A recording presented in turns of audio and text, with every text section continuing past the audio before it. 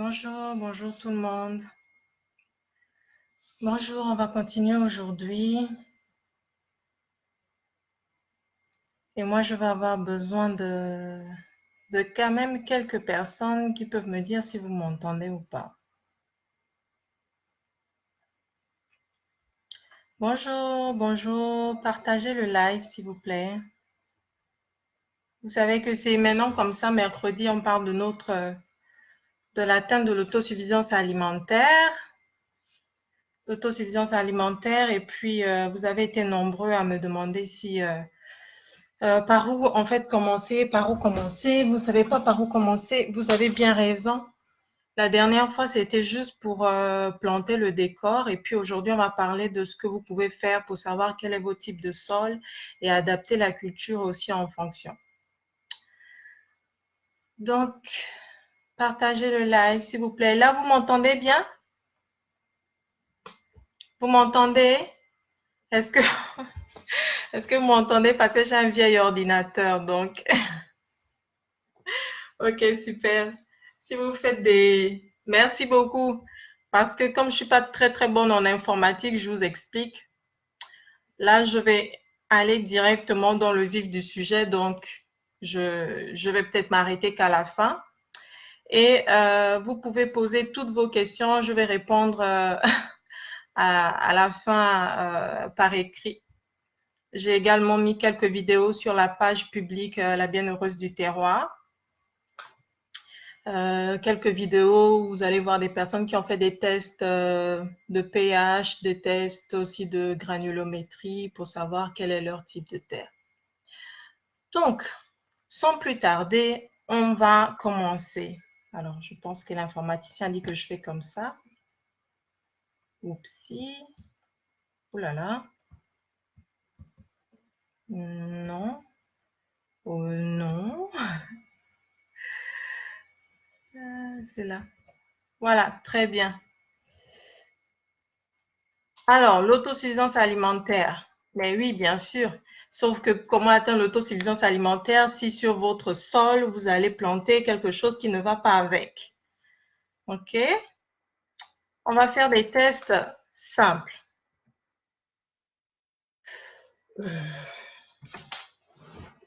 Pourquoi? Parce que tout simplement, voilà, comme je disais, on va déterminer les plantes que l'on va cultiver. On va adapter en fait notre culture au sol, à l'environnement. Vous savez que j'opte vraiment pour la conservation des sols, pour le fait de s'approprier l'environnement, mais pas de le détruire, le conserver également. OK? On va déterminer aussi la fertilisation appropriée, savoir si on peut faire des couvertures au sol ou pas, le paillage, les sachets ou tout ce que la technologie a emmené aujourd'hui. Alors, on va masquer ça. On va également voir comment faire des tests de pH, d'accord? Et de texture. La texture du sol. Là, on va partir du côté de la granulométrie. La granulométrie, c'est en fait la texture. Si vous prenez, vous allez dans un magasin de tissus, voilà, vous allez voir par exemple des tissus qui sont en velours, d'autres qui vont avoir un toucher plutôt satiné, ça va glisser, d'autres ça va être rugueux. C'est comme ça aussi avec le sol, ok? Donc on va déterminer, en général au Gabon, on a à peu près trois types de terre. Donc, il y a le sol argileux, il y a le sol limoneux, il y a le sol sableux. Ça n'exclut pas que vous puissiez trouver du sol argilo-lumineux, argilo-calcaire, limoneux, sableux. OK? Comment est-ce que vous allez reconnaître ça? Ben, déjà, dans le sol argileux, il y a une présence de fines particules. Et pour les femmes qui font le masque d'argile, là, vous voyez comment le masque à l'argile s'étale aussi bien sur la peau. Lorsque vous allez prendre en fait votre échantillon de terre dans la main, vous allez voir si c'est humide, si ça glisse aussi facilement. Ça va vous donner des indications sur l'argile, sur le sol. Et le sol argileux, là, c'est un sol qui est lourd. Il va se réchauffer évidemment lentement. On sait que l'argile est un isolant thermique à lui tout seul. Et il va retenir également l'eau, l'engrais. Ce qui veut dire que lorsqu'il y a de fortes pluies sur un sol argileux, il y aura vous allez moins perdre de la matière organique, à savoir le lessivage, parce que chaque fois qu'il pleut, on perd quelque chose. Si vous plantez par exemple des choses en hauteur, toute la matière organique risque après la pluie de se retrouver par terre, c'est-à-dire l'humus. Et dans le sol argileux là, effectivement, il y a une bonne rétention des engrais et des fertilisants. Donc, vous n'allez pas traiter tout le temps. Lorsque vous avez un sol argileux, vous allez juste mettre de temps en temps les engrais, peut-être 1 à 2 fois par an comme ça, mais lorsque vous allez les mettre, vous mettez ça de sorte à ce qu'il y en ait vraiment pas mal, que ce soit copieux, parce que ça va prendre du temps à pénétrer, mais une fois que ça y est, ça va pas partir facilement. Jusque-là, ça va. Les sols limoneux. Les sols limoneux, en fait, ils sont intermédiaires entre le sable et l'argile. Ce sont des sols qui sont vraiment drainants, donc l'eau passe facilement. Les engrais verts, ce qui inclut les engrais verts, c'est tout simplement l'herbe que vous allez, par exemple, couper pour faire votre paillage, pour faire la couverture du sol. Je vais vous dire tout ça, vous allez voir qu'il n'y a pas de hasard. Donc, même la mauvaise herbe que vous avez, c'est un engrais naturel. Donc, il va en falloir donner fréquemment parce que le sol limoneux ne va pas en conserver comme le sol argileux. OK? Donc, ce sont des sols qui sont idéaux pour les cultures de type les cultures légères, les légumes ou les arbres à fruits, par exemple. OK? Le sol sableux. Bon, là, c'est grossier, hein. Moi, j'ai vu ça dans les plateaux quand j'ai été visiter là-bas en 2013. Les femmes y plantaient de l'igname. Et quand vous prenez en fait, le sol, c'est pas du sable comme la plage là, mais ça reste c'est friable facilement. C'est complètement friable là. Et il n'y a pas vraiment de matière organique. Et d'ailleurs, je me souviens que j'ai vu comment les femmes plantaient des boutures de manioc plutôt en hauteur. Au lieu de creuser comme on le fait dans mon village, elles le faisaient en hauteur et essayaient d'apporter de la matière organique vraiment en hauteur. Par matière organique, hein, j'entends par là le fumier, le compost, les herbes, les résidus de récolte, tout ce que vous allez faire avec votre compost là, avec vos déchets de nourriture. Alors, le sol sableux, il va vite sécher. Il est souvent acide, hein, c'est pourquoi il faut rajouter du calcaire. Au Gabon, le calcaire, c'est le calaba. Vous voyez le calaba là? Le calaba là, c'est une sorte de calcaire. C'est quelque chose qui peut alcaliniser ou neutraliser votre sol tranquillement. Vous pouvez donc faire votre calaba là, vous le mettez dans de l'eau et puis vous décidez par exemple d'arroser les endroits où vous sentez qu'il y a des plantes qui sont vraiment en train de se mourir parce que votre sol est trop acide. Ça sert à rien sur du sable d'apporter des engrais verts, c'est-à-dire de l'herbe coupée, tout ça. Faites pas ça du tout. J'ai été visiter le vignoble d'Assiami, en Ngoni, où on fait le vin au Gabon depuis plus de 25 ans. Mais c'est sur du sable. Alors des fois, on se trompe, on se dit, la vigne elle va bien pousser sur du sable, mais en fait, non, c'est pas vrai. La vigne, elle a besoin de matière organique. Et eux, ils importaient toute la matière organique, donc le bord, tous les nutriments qu'il faut pour la vigne. Et au bout de 25 ans, c'était pas plus gros comment on pousse. Donc, pour vous dire, le sol sableux, il n'y a pas beaucoup de choses qu'on peut faire pousser là-dessus, mais on peut toujours faire pousser de l'igname de sable. Maintenant, on va rentrer dans le vif du sujet. Vous allez voir le test de structure. Hein? Lorsque vous avez vous avez votre maison, vous avez votre potager, vous vous dites, oh là là, la bienheureuse, elle nous demande d'atteindre l'autosuffisance alimentaire, c'est génial, mais comment je fais pour savoir si mon sol est argileux, limoneux ou sableux limoneux ou limoneux calcaire, argileux limoneux? C'est simple. Lorsque vous allez prendre la terre, vous pouvez l'humidifier si c'est par temps sec. Vous allez essayer de rouler. Et si vous arrivez à tenir le bout de bâton là, bon, pas de bâton, ça, Vous voyez où est le curseur? Si vous arrivez à le tenir par l'extrémité sans que ça ne s'effrite, ça veut dire que votre sol est de nature argileuse.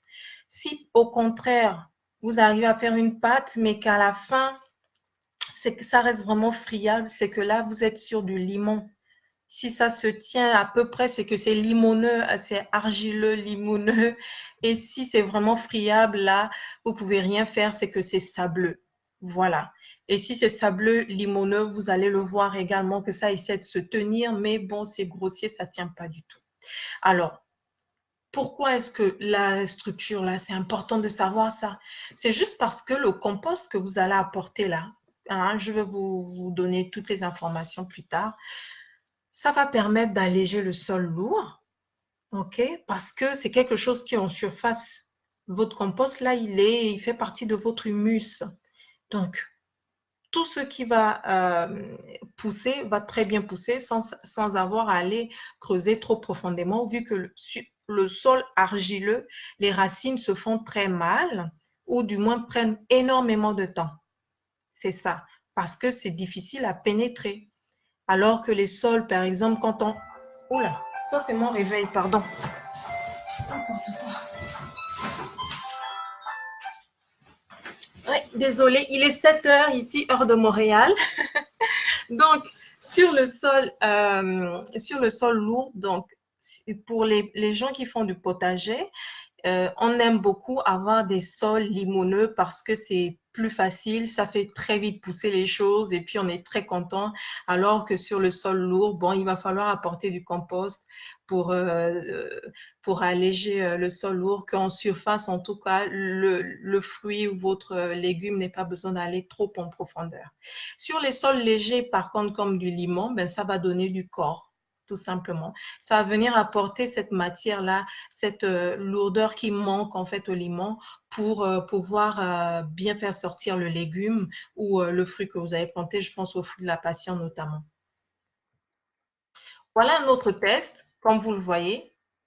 Ici, c'est une terre qui est argileuse et là, c'est une terre qui est limoneuse. D'accord? Vous voyez comment c'est friable là? C'est ça ce qu'on va retrouver le plus souvent. C'est entre les deux, hein. Parce que quand c'est du sable, vous-même, vous le voyez. On va maintenant parler du côté du pH. Sincèrement, quand j'étais au lycée, là, je ne savais pas qu'un jour, ça allait me servir d'apprendre le pH. Bon, j'avais tout oublié jusqu'à ce que je ne devienne moi-même agricultrice et puis j'ai compris, voilà, je travaillais à fond, toujours avec le pH parce que sur le sol acide, il faut essayer d'apporter du phosphate pour basifier tout ça ou de la chaux. Comment est-ce que vous allez savoir si votre sol il est acide ou basique? Je vais vous dire quelque chose en parenthèse. Le fascicule que j'ai fait la dernière fois lors du dernier webinaire, vraiment, je l'avais fait pour moi et vous avez été nombreux à me le demander, mais il y avait beaucoup d'abréviations, tout ça. Donc, je me suis dit, moi, je vais beaucoup passer aujourd'hui sur beaucoup de choses, mais pour tous ceux qui veulent ça, je vous le redonne après. C'est pourquoi j'ai essayé de détailler un tout petit peu, mais je vais pas me lire en fait. Je vais vous donner des explications comme ça, mais comme c'est un outil de travail, je vous le donnerai et si ça peut vous servir, je serai contente. J'ai essayé de donner des explications au plus simple. OK? Donc, il y a deux tests pour le savoir chez vous. Il y a le test du vinaigre et il y a le test du bicarbonate. OK? Parce que si vous prenez un échantillon et que vous l'emmenez au laboratoire, ça va vraiment vous coûter cher. Je sais de quoi je parle. J'ai fait ça en ramenant la terre du Gabon en France. C'était quelque chose. Mais là, c'est complètement gratuit pour votre potager, là. OK? Vous allez prendre donc le test du vinaigre, c'est quoi? Vous allez juste verser du vinaigre sur un échantillon de terre que vous avez prélevé. Si il y a une effervescence, c'est que votre sol est plutôt alcalin ou sol calcaire. Vous comprenez? S'il n'y a pas d'effervescence, c'est que votre sol est plutôt acide. Et dans le test du bicarbonate, sur sol acide, il y aura donc une effervescence, Vous allez prendre tout simplement de l'eau déminéralisée, là. Vous allez rajouter un peu de bicarbonate là-dedans.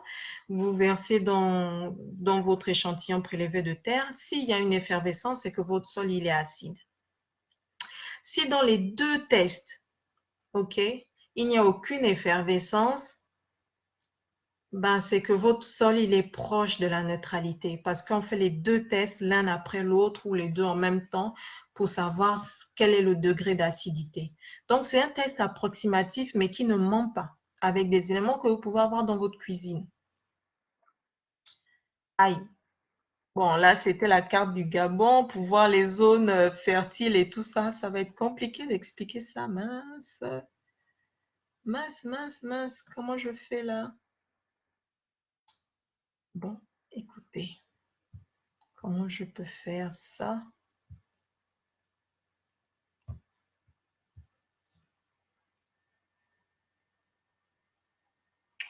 Ben tant pis, hein. Écoutez, on va avancer comme ça parce que là, moi, je vais me perdre là. Ouh là là, en mode lecture. On va évoluer. On va laisser donc la carte du Gabon, tant pis. Alors, comment est-ce que vous pouvez reconnaître? Il y a aussi des plantes qui vous indiquent directement le pH de votre sol et il y a d'autres qui vont aussi vous indiquer la granulométrie. Par exemple, les fougères, elles aiment les sols acides. Et le pourpier que vous voyez ici, le pourpier aime beaucoup les sols sableux limoneux. En général, ça pousse à même le sol, mais je veux dire, les plantes là, elles touchent quasiment le sol pour le pourpier. On reviendra là-dessus la semaine prochaine quand on va entrer maintenant dans la question des menus qui va faire la transition avec la médication, les plantes médicinales et tout ça. Donc, les plantes, quand vous arrivez quelque part, observez déjà ce que vous trouvez là sauvagement parce que ça va vous donner des indications. La richesse du sol. Ce qui intéresse un potager là, sincèrement, c'est la richesse du sol. Une fois que vous avez déterminé la structure du sol, vous avez déterminé le pH, vous allez chercher à savoir l'humus, la teneur en humus du sol, parce que c'est l'humus qui va vous permettre d'avoir des fruits qui sont vraiment abondants, d'avoir des produits, des légumes qui sont vraiment bien. C'est une symbiose. Tout ce que je vais vous donner aujourd'hui, ce sont des outils qui vont vous permettre de mieux comprendre votre sol et d'apprivoiser la nature, de vous l'approprier pour faire quelque chose de très bien. Observez. D'accord? Je vous ai mis une définition ici. Je ne pense pas que ce soit la définition du dictionnaire. J'ai pris ça dans mes cours. Donc, la couche, l'humus, c'est la couche supérieure, hein. C'est ce que vous voyez ici. C'est le support fertile de vos cultures qui retient les éléments fertilisants et l'eau et ça favorise l'activité biologique. Bon, quand un sol, en fait, il est riche en humus, là, vous avez des plantes aussi qui vont vous l'indiquer, comme l'amarante. L'amarante, chez nous au Gabon, c'est ce qu'on appelle le folon. Si vous voyez le folon quelque part, il faut savoir que c'est vraiment un bon signe. Ça veut dire que vous êtes tombé sur jackpot. C'est vraiment une bonne terre qui a de l'humus et puis vous allez avoir des produits, des végétaux, des fruits et légumes qui sont vraiment superbes, qui vont être superbes pour toute la famille. OK? Et lorsque vous allez sur des sols qui sont, par exemple, riches, vous allez observer en général que les cultures, elles vont pousser rapidement, elles vont être vigoureuses et puis le feuillage aussi très bien développé. OK, la fertilisation des sols. Oui, mais pourquoi? On est au Gabon, est-ce qu'on a besoin de fertiliser les sols, hein? Nous, quand on jette un noyau là au quartier, ça pousse tout seul. On a les papayers dans les poubelles. Est-ce qu'on a vraiment besoin de fertiliser les sols? Mais moi, je veux vous dire pourquoi. OK? Vous aurez le temps de lire le PDF après, mais je vais vous donner mon explication. Euh, la chose, c'est que lorsque vous cultivez un potager là, vous voulez quand même l'avoir dans la durée. C'est pas juste que la première année, ça puisse vous produire du fruit. Hein? Vous voulez que ça aille plus loin. Mais ça va épuiser le sol parce que ça va aller puiser quelque part dans le sous-sol. Ça va chercher les nutriments que les insectes auront digéré et auront rendu biodisponible pour nourrir la plante. Donc, les sols, d'accord? C'est comme, comment je peux dire ça? Comme une femme qui allait là. Elle allait un enfant, elle sait qu'elle a un autre sein, et puis finalement, on lui apporte un autre bébé, c'est quoi, ton potager, et puis voilà que ça va vite finir. Maintenant, il faut lui donner beaucoup d'eau chaude, des plantes et tout ça. Eh bien, ce sera la même chose avec les sols. On a besoin de les fertiliser, sauf que on va voir plus loin quel genre de fertilisant. Moi, je vous propose que vous pouvez faire dans votre cuisine. D'accord? Donc, on doit fertiliser les sols pour éviter de trop les épuiser et à moyen long terme que ce soit toujours productif pour demander moins au sol. Sinon, vous allez avoir, à un moment, vous allez être très content d'avoir beaucoup de choses et à la fin, qu'est-ce qui se passe? Les maladies apparaissent, la productivité baisse et vous avez des nuisibles qui viennent avec ça. OK? On va également fertiliser pour nourrir tous ces micro-organismes-là que l'on appelle les travailleurs du sol. OK? Alors, ça, c'est une belle transition avec la suite. J'ai fait exprès de vous mettre ça en rouge comme ça parce que dans l'agriculture conventionnelle, on utilise beaucoup d'engrais chimiques et vous avez finalement des produits, c'est vrai, qui vont très vite pousser. D'accord? Ça va très vite pousser, mais il n'y aura pas de goût. Et surtout, comme là, vous voyez un peu comment la plante, elle se forme, comment elle va chercher les nutriments. Vous voyez où je veux en venir, non? C'est mieux de faire vous-même votre propre nourriture parce que en se nourrissant des pesticides et tout ça, des engrais chimiques, la plante vous la redonne parce que ces engrais chimiques sont directement assimilables par la plante. Donc ça, c'est comme si vous empoisonniez vous-même à petit feu. C'est ce qui se passe. C'est pourquoi je disais chez Malcolm la dernière fois que c'est un génocide silencieux, notre alimentation au Gabon. OK? Donc, tout ce que je vous explique là, dans le fonctionnement de la plante et autres, c'est pour comprendre juste que nous devons maîtriser notre alimentation. Nous devons devenir des producteurs et non plus des consommateurs, sortir de cette société de consommation et pouvoir éviter les maladies. Sur cette carte-là, qui ne veut pas très bien s'afficher, on voit que 49% j'ai pris ça chez un internaute sur Facebook. Il avait ça. La banane plantain vient pour 49% là du Cameroun. Je sais comment le Cameroun tue ses terres. Je sais comment le Cameroun tue ses terres parce que au Cameroun, ils utilisent des pesticides qui sont interdits depuis plus de 40 ans en France. Donc, quand vous mangez ces produits qui sont importés, même si c'est made in Africa, vous êtes aussi en train de vous tuer. Vous avez tout simplement des produits qui sont gros, qui sont bien. C'est vrai, c'est tout ce que vous allez devenir à l'image de ces produits, mais vous n'allez pas avoir la vie. Vous n'allez pas avoir votre authenticité. Vous comprenez? C'est pourquoi on doit le faire. C'est de se dire que 49% de la banane vient du Cameroun. C'est quand même énorme. Donc, tout ce qu'on produit là, tout ce qu'on dit dans nos villages qu'on en a, en fait, il y a rien. Mais on verra plus tard le secteur des grandes cultures. Là, je vous parle juste du fait de maîtriser notre alimentation. Bon, maintenant, on va voir quel genre de fertilisant j'aime. Pourquoi est-ce que je ne veux plus que l'on importe, que l'on maîtrise notre nourriture? Parce qu'on peut faire des fertilisants nous-mêmes dans notre cuisine. Et en plus, on a des fertilisants qui c'est zéro. Vous ne dépensez rien du tout. OK? Donc, la plante, en général, elle a besoin juste de 3 nutriments là. On les abrège en général en NPK, c'est-à-dire l'azote qui est nécessaire donc pour la croissance des feuilles et des tiges. C'est ici. Vous avez le phosphore qui, lui, c'est essentiel pour que les fleurs et les fruits se forment. Si vous regardez une plante, hein, par exemple, je vais prendre le cas des fraisiers ou d'autres choses, le fruit de la passion, vous allez d'abord avoir une fleur. Et après, cette fleur-là va se refermer, ça va donner un fruit. C'est pourquoi quand on va tailler, je vais conseiller aux gens en général d'attendre où il y a un bourgeon, il ne faut pas le faire, et où il y a une fleur, il ne faut pas le faire. Donc, attendre après complètement la floraison pour pouvoir tailler et relancer le processus. D'accord? Le K, c'est pour le potassium. Ça, c'est indispensable pour la santé de la plante, pour la santé de la plante. Voilà, le potassium. Après, vous avez évidemment d'autres nutriments comme le magnésium, le calcium, le soufre, qu'on va beaucoup trouver dans l'oignon. Tous les aliacés, ils sont riches en soufre. Dans les fertilisants naturels, efficaces et gratuits, je commence par le marc de café. Lorsque vous buvez votre café, ne jetez plus le café, vous pouvez prendre 25%, du moins le quart. Si vous avez donc 1 kg de terreau, là, vous allez prendre, vous enlevez 25%, donc 250 grammes. Vous mettez plutôt 250 grammes à la terre, vous mélangez et vous allez mettre ça au pied de vos plantes, par exemple.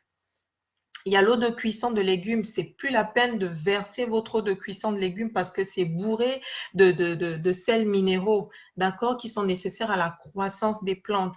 Donc, ne jetez plus votre eau de cuisson. Et il y a l'urine humaine, évidemment, parce que le pipi, c'est vraiment un fertilisant qui est très négligé, alors que c'est complètement gratuit. Et il faut juste vous inviter vos potes, vous buvez de la bière, et puis après, vous prenez l'arrosoir, et c'est parti. Chacun à son tour va faire pipi, et ça va bien arroser. Vous faites, vous mettez le pipi au pied de la plante, à la base de la plante, d'accord? Pas sur les plantes, ça sert à rien. Mettez-les au pied de la plante, d'accord? Mais le pipi, vous devez le diluer, donc 1 litre dans 10 litres, dans 10 litres d'eau, ok? Le fumier de poule, de bovin, c'est la même chose, 1 kg pour 10 litres d'eau. La banane, la peau de banane, c'est vraiment le champagne des plantes. Lorsque moi j'apprenais ça, c'était énorme. Tout ce que la peau de banane pouvait être comme engrais naturel, là, d'accord? Vous n'allez pas reconnaître vos plantes parce que c'est riche en tellement de choses là. En potassium, en phosphore, en calcium, on l'a vu tout à l'heure. Ce sont des mots qui vont toujours revenir. Ce qui veut dire que la famille, si jamais vous allez acheter vos engrais quelque part et que vous ne voulez pas les faire vous-même, assurez-vous au moins de retrouver les éléments que je vous ai dit plus haut, NPK. Vous comprenez que vous ayez quand même de l'azote, du potassium, du phosphore. C'est important. OK? Parce que là, pour la banane, pour la floraison, pour la reproduction de la plante, c'est vraiment ça. Pour tous ceux qui voudront le PDF, je vous ai mis l'utilisation, tout ça, mais je ne vais pas me relire. Donc, on va aux coquilles d'œufs. Les coquilles d'œufs. Alors, les coquilles d'œufs, c'est vraiment très riche en calcium, d'accord? Ça va aussi alcaliniser le sol. Si vous avez par exemple des tomates qui pourrissent, effectivement, ça prouve que vous avez un sol pauvre en calcium. Donc, et que vous écrasez simplement et vous mettez au pied. Et vous pouvez aussi les mettre dans de l'eau. Et toutes ces recettes-là, c'est dans le PDF, c'est gratuit. Vous allez la voir après. Pour les personnes qui sont au Gabon, je suis obligée de réduire le direct pour qu'on puisse l'échanger parce que celui de la dernière fois, on n'a pas pu le mettre en audio et c'était assez compliqué. Je pense qu'ils n'ont même pas réussi. Donc, si j'arrive à tenir 30 minutes là, ce sera vraiment pas mal. Oh, mais qu'est-ce que je dis? J'ai déjà dépassé peut-être 30 minutes.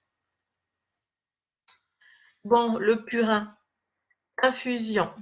Le purin, en fait, c'est juste une infusion de gazon, d'accord, ou de paspalum, d'herbe coupée. Vous voyez la mauvaise herbe qu'il y a partout, partout dans nos quartiers là. C'est un engrais, la famille. C'est tellement riche en azote. Cette herbe-là, elle est vigoureuse. Quand vous courez là-dedans avec vos amis même, je me souviens au primaire à Anzeng, quand je rentrais à la maison, on prenait les raccourcis, ça me blessait. Mais une herbe comme ça qui est vigoureuse, elle est riche en azote. Si vous la coupez, ne la jetez pas.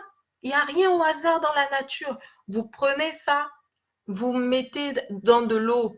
Vous avez l'utilisation ici. Vous laissez pendant quelques jours. Ce que ça va vous sortir, ce sera un engrais que vous allez diluer, diluer, diluer, diluer. Et ça va booster tout simplement la croissance de vos plantes, nourrir les micro-organismes que vos plantes vont vous redonner après quand vous allez manger. Alors, on a aussi des sels naturels. C'est sûr que bon, ça c'est pas gratuit, mais ça ne coûte pas très cher. Je pense que 1 000 francs, on a le sel de Nigari ou le sel d'Epsom. C'est riche en magnésium. Et c'est vraiment très bien pour la vie des sols. C'est idéal pour les semis. Lorsque vous faites par exemple des essais avec des porte-greffes, des greffes, tout ça, ça va venir dynamiser vraiment et empêcher le rejet de greffes. OK? Ça donne aussi une couleur vert foncé à vos fruits et légumes. Ah, ça c'est l'utilisation. Je vous ai dit que je vous donne ça après. J'ai mis mon mail à la fin, donc je vous le donnerai après. Les caractéristiques d'engrais naturels. OK, bon. Et dans les engrais naturels, là, il n'y a pas que les végétaux, il y a des minerais aussi, on a vu.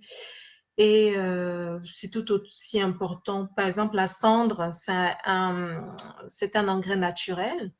La chaux, c'est un engrais naturel qui va aussi corriger le sol du pH acide. La corne de bœuf, la corne de n'importe quel animal, là, c'est riche en azote. Vous allez tout simplement la broyer.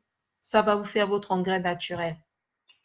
Il y a la farine de sang ou le sang desséché. Écoutez, quand j'étais petite, là, mon père, il aimait la chasse. Donc, j'avais l'habitude de d'épaisser les animaux et de les mettre sur le feu pour enlever les poils. Le sang qui coule sur cette terre-là, ça vous fait un certain terreau, retournez juste et ça vous donne directement un engrais qui est biodisponible. D'accord? Vous allez juste le mettre au pied de vos plantes. Donc, c'est riche en azote et en phosphore. C'est ça. La farine de plume, si j'avais su ça plus tôt, j'aurais jamais jeté toutes les plumes de pigeons, de poulets, de tout ça. Et je vous dis qu'au Gabon, on ne doit pas mourir de faim parce qu'on a l'engrais à côté. Ne jetez plus rien. La farine de viande et d'os. Bon, ça c'est vraiment avec modération, hein, parce que ceux qui ne mangent que la viande et les os, utilisez pas uniquement ça pour faire votre engrais naturel. Pour la farine de viande et d'os, là, il faut vraiment broyer. Il faut que ce soit vraiment broyé. OK? Donc, l'os moulu, ça peut être remplacé aussi par la farine de crevette ou de crabe. Par contre, il faudra faire attention je dis que j'ai un problème avec l'utilisation de ça. Je ne veux pas de ça, moi. Je veux juste montrer aux gens. Tant pis. Donc, la farine de crevette peut remplacer. À raison de 5 à 10 kilos au 100 mètres carrés. Donc, vous voyez que c'est vraiment rien du tout. C'est vraiment rien du tout. On a aussi les algues qui vont être très riches en potassium, en azote, en phosphore, en hormones de croissance, en acides aminés, en antibiotiques. Vous allez au lycée Mbala. Les algues que l'on vous renvoie, vous les prenez, vous les faites sécher et puis vous avez votre engrais à vous que vous allez broyer tout simplement. Et si jamais ça tombe sur des algues liquides, c'est pas un problème. Vous allez prendre 10 millilitres pour 1 litre d'eau et vous aurez votre engrais naturel. C'est tellement riche en plein de choses. Ça va faire pousser vos plantes très vite. Et en plus, lorsqu'il y a quelques maladies, les antibiotiques naturels qui sont ici dans les algues permettent de tuer directement les bactéries qui ne, qui n'aident pas la plante. Bon, là, je vais juste vous dire que pour fertiliser votre potager, normalement, c'est une fois par an que vous allez mettre le compost. OK? C'est lorsque vous allez traiter votre sol, lorsque vous allez préparer le sol avant de le laisser se reposer quelques semaines là. Voilà. Mais avec certaines plantes, ça peut être 2 fois l'année que vous allez devoir mettre votre compost. Dans le compost, là, moi, j'entends tout simplement les déchets organiques, donc les déchets ménagers, les pelures de fruits, de pommes de terre, de légumes, les os, toutes ces choses-là, vous allez les faire fermenter. Alors, il y a plusieurs sortes de compost. Il y a des personnes qui peuvent les mettre tout simplement dans un tonneau ou dans un bac. Mais ce que je veux vous dire, c'est que le compost, quand il va se décomposer à l'air libre, d'accord, à l'air libre, ça va être beaucoup plus riche que le compost que vous allez laisser dans le tonneau. Parce que pour la décomposition, là, hein, le compost a besoin de microbactéries qui sont anaérobies, donc qui sont dans l'air. Et lorsque vous fermez ça, c'est pas forcément rentable. Vous allez avoir du compost, mais il ne sera pas aussi optimal que le compost que vous allez juste étaler quelque part au fond du jardin. Pensez encore à l'exemple des papayes, s'il vous plaît. Les papayes, là, en fait, les papayers vont pousser à la poubelle parce que c'est du compost qui est optimal, d'accord? C'est du compost qui est vraiment optimal. Si c'est vilain et que ça vous fait de la pollution visuelle, eh bien, tout simplement, essayez d'ériger une petite barrière info par avant, même en bambou. Mais c'est ça le meilleur compost. Après, comme je dis, c'est juste mon partage. J'ouvre la porte comme ça. Chacun est libre de faire ce qu'il veut. En France, par exemple, c'est la mairie qui donne des composteurs gratuitement, c'est vrai, mais on n'a pas forcément besoin de ça. Vous pouvez le faire vous-même, votre composteur. Ça peut être votre tonneau, ça peut être un seau, ça peut être ce que vous voulez. Vous allez voir que la ville, si tout le monde faisait du compost pour faire son potager, il y aurait moins de détritus partout, moins de mauvaises odeurs. Il n'y aurait en réalité que des choses que l'on ne peut pas, qui ne sont pas nécessaires à notre jardin, donc le fer et les boîtes de conserve comme ça, les boîtes de conserve, le verre, tout ça. Alors, faut-il couvrir le sol? L'un des ennemis dans un potager, c'est effectivement la mauvaise herbe. Mais on va essayer de tourner ça à notre avantage. Lorsque vous êtes un peu comme moi, comme ça, paresseuse, moi, je suis toujours à l'affût des bonnes choses là. Je suis toujours à l'affût des bonnes choses pour travailler le moins. Donc, on va pailler. Et le fait de pailler, ça va en fait empêcher aux mauvaises herbes ça va étouffer en fait la mauvaise herbe parce que l'herbe a besoin de soleil. Donc, si elle n'a pas le soleil, elle va mourir, elle va crever, elle va pourrir. Donc, pailler, c'est pas mal pour ça. Mais lorsque vous êtes dans une phase de repos et que vous paillez, au Gabon, on va dire, par exemple, votre gazon, ce sera ça le paillage. Lorsque vous coupez le gazon, là, lorsque vous tondez la pelouse, ne jetez pas ça. Vous allez mettre ça sur vos futurs plans de travail pour votre potager et la mauvaise herbe, elle ne va plus pousser. Vous allez voir. Au contraire, ça va pourrir là. Ça va faire comme en forêt. Ça va enrichir votre humus puisque ça va faire partir de votre humus. Ça va nourrir les micro-organismes. Et lorsque vous allez venir planter, vous allez remarquer la différence avec ce que le voisin est en train de faire à côté avec ses engrais qui viennent de Chimie Gabon. Donc, moi, je préconise vraiment ce genre de méthode-là, de couvrir les cultures. Des fois, vous allez voir aussi que c'est du copeau de bois. Mais le copeau de bois, il va être trop lourd. Imaginez que vous avez planté quelque chose là et vous mettez du copeau de bois. Mais le temps que ça sorte, la pauvre petite plante, le copeau de bois est beaucoup plus dense que la paille. Donc, prenez la pelouse ou bien de l'herbe que vous avez coupée, l'herbe qui blesse là. Prenez-la et puis étalez-la tout simplement. Elle va pas repousser, mais elle va pourrir, elle va vous faire un paillage et ça va en plus étouffer la mauvaise herbe. OK? Alors, lorsque vous allez planter, parce que la semaine prochaine, on va parler comme si vous aviez déjà planté, on va faire nos menus, tout ça, on va voir plein de choses. Donc, je vous dis comme si vous étiez déjà en train de planter, ok?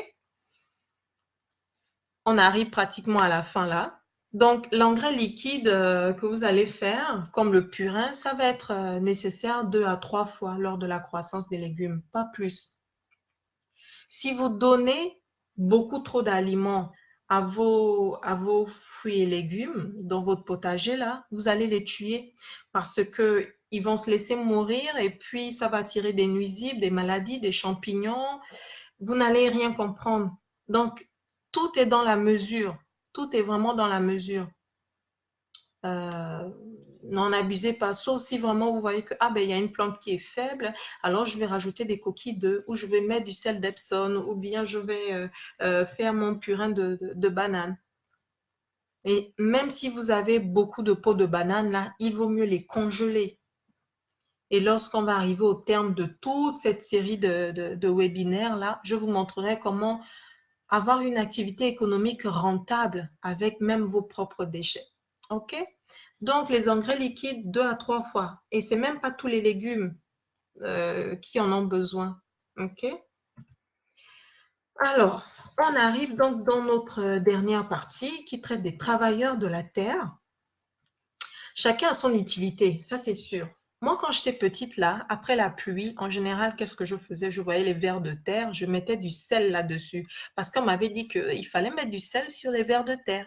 Mais non, en fait, les vers de terre, là, ce sont les amis des humains parce que ils ont leur utilité.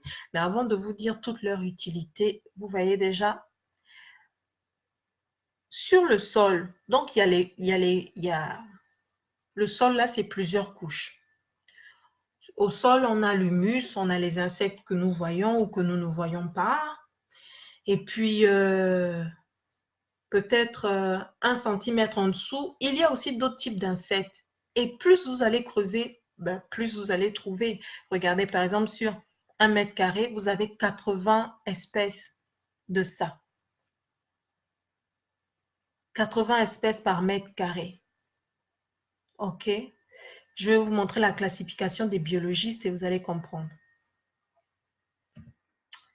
Et donc, les biologistes ils classent plutôt cette microfaune-là en termes de grandeur. Par exemple, les protozoaires qu'on étudie en 5e au lycée Mbala, ils font entre 0,2 et ils sont entre 0,1 et 0,2 mm. Mais ce qui est fou, c'est que au lycée, en 5e, mon professeur de sciences naturelles s'appelait Monsieur Diaré-Faudet. Il nous a fait tout un cours sur les protozoaires et leur sexualité. Mais qu'est-ce que j'en avais à faire de la sexualité des protozoaires, de leur reproduction? J'aurais tellement aimé apprendre en quoi ils étaient utiles à peut-être la faune et la flore pour, je sais pas, pour ça. Il est peut-être grand temps que l'on s'approprie aussi de notre éducation pour apprendre des choses utiles. C'est utile, mais peut-être qu'en les replaçant dans notre contexte. Ah, les protozoaires, la sexualité des protozoaires. Bref. Donc, on a les mésophones, vous voyez, 0,2 à 4 mm, le macrophone de 4 à 8 mm. Tout ça, c'est pas tellement important là, mais même quand vous voyez des taupes ou des campagnols, on va dire les rats souterrains là, ils ont leur utilité aussi. Donc, on a parlé de ça tout à l'heure. C'est que ces différentes espèces-là, elles vont se développer en équilibre avec le sol, donc le pH, la texture du sol, la composition de votre sol et tout ça. Et on doit respecter la biodiversité de notre jardin si on veut que nos produits soient les plus productifs possibles. Alors, pourquoi je défends ces micro-organismes-là avec les vers de terre? C'est parce qu'ils vont travailler sur la porosité des sols. Vous n'avez pas besoin de labourer un sol lorsqu'il y a de la vie. Parce que le sol, il a besoin de l'eau, de l'air, tout ça doit circuler. Donc, quand vous voyez les rats là, ils vont faire des galeries souterraines en bas.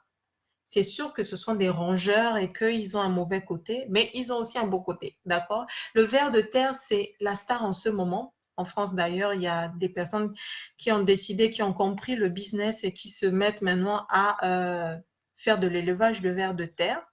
Donc, le ver de terre, il va travailler le sol en profondeur, de telle sorte que quand vous arrivez même sur un sol, imaginons argileux, vous êtes tellement content parce que le sol, il est facilement friable, vos fruits et légumes poussent très vite, ok? Tout ça pénètre très vite. Maintenant, pour finir, je vais vous dire une chose. Lorsque vous plantez, mettez toujours les fruits, les légumes les plus hauts derrière. Ensuite, vous allez mettre les fruits qui sont moyennement haut, on va dire au milieu. Mais à chaque fois, vous allez intercaler, mettre des petites cultures, mettre des cultures vraiment basses. Et si vous voulez vraiment chasser des nuisibles, il faut essayer de chasser les nuisibles avec la nature. Par exemple, les dorifores sont attirés euh, par, par un environnement où on retrouve à côté les pommes de terre et la tomate. Et moi, je ne conseille pas forcément la culture de la pomme de terre pour le Gabon. Je lui préfère vraiment la culture de la patate douce. Parce que la patate douce va être beaucoup plus riche au niveau nutritionnel que la pomme de terre. Voilà.